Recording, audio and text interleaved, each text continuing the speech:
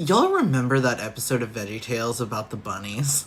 About the chocolate bunnies? Y'all remember the chocolate bunnies? Alright, we gotta talk about the chocolate bunnies. So this is Rack, Shack, and Benny, a lesson in peer pressure, and it is an adaptation of the story of Shadrach, Meshach, and Abednego. Now, the plot of the original story is that King Nebuchadnezzar has made a giant golden statue that he would like Shadrach, Meshach, and Abednego to bow down to. Now, there is some historical discourse about whether this was a statue of King Nebuchadnezzar himself, or if it was a statue of King Nebuchadnezzar's manhood. Either way, it doesn't matter, because in the VeggieTales version, it's a big-ass bunny. And I love this adaptation, because this is a bunny that is made in a chocolate factory, thus connecting idolatry to material goods, material wealth, things made by corporations in factories. It connects the concept of idolatry to the concept of materialism. And we see Mr. Nezer in this story, a villain for King Nebuchadnezzar, who is the owner of this company. We see him lose himself to this statue, this symbol of material wealth. There's even a song he sings where he talks about how these bunnies have consumed his life, that he doesn't love anything else, that all he feels now is this relentless quest for material wealth, for endless growth, for the bunny. To the point he says he doesn't even love his parents anymore. He doesn't want to go outside anymore. All he wants is the bunny.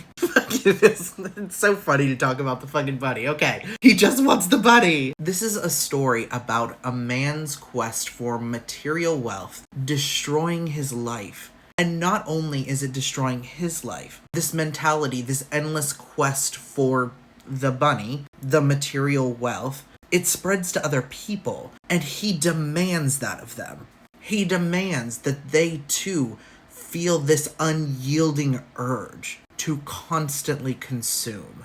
And I think we've seen someone else like that recently. This is the golden statue that was utilized in Trump's AI-generated Trump Gaza video. And I can't think of a better modern example to compare this story to. This is idolatry. Plain and simple. Anyone who is okay with this, especially if you're a Christian, you are fundamentally committing idolatry. In its purest sense, Donald Trump is saying, with this AI-generated video, I will ethnically cleanse an entire population of people. In my relentless pursuit of wealth, I will ruin my life, I will ruin theirs, and I will ruin yours. And I need you to bow to the statue. Which begs the question, what happened to King Nebuchadnezzar after he did this? What happened to Shadrach, Meshach, and Abednego when they didn't bow down? Well, King Nebuchadnezzar had them thrown into the fucking furnace. He tried to murder them for not bowing down. And the only thing that saved them was a supernatural event. That supernatural event, by the way, was the only thing that changed King Nebuchadnezzar's mind. Men like King Nebuchadnezzar, men like Donald Trump, they are not going to change without a literal act of God. And what Shadrach, Meshach, and Abednego teach us is that we are not to obey, that we are to stand firm in our beliefs. That at the end of the day, these emperors, they do control a lot of our futures. They can do us harm. But the one thing they cannot do is make us bow.